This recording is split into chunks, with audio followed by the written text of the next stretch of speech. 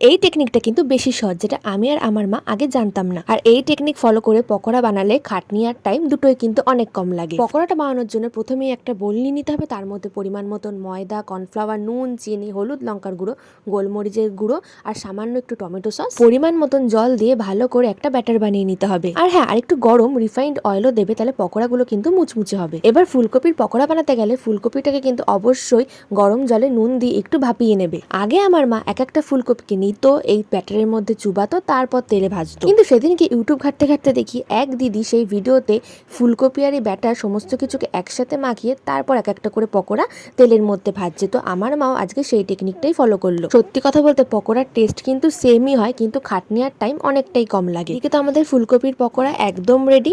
আর ওইদিকে নিশ্চয়ই তোমাদের আমার চ্যানেলটাকে সাবস্ক্রাইব আর ভিডিওটাতে একটা লাইক করাও কমপ্লিট হয়ে গেছে। তারপর মাছ ভাজাটা হয়ে গেলেই থালা সাজিয়ে খেতে বসে পড়েছে। আর এই মাছটার নাম কি তোমরা কমেন্ট করে জানাও।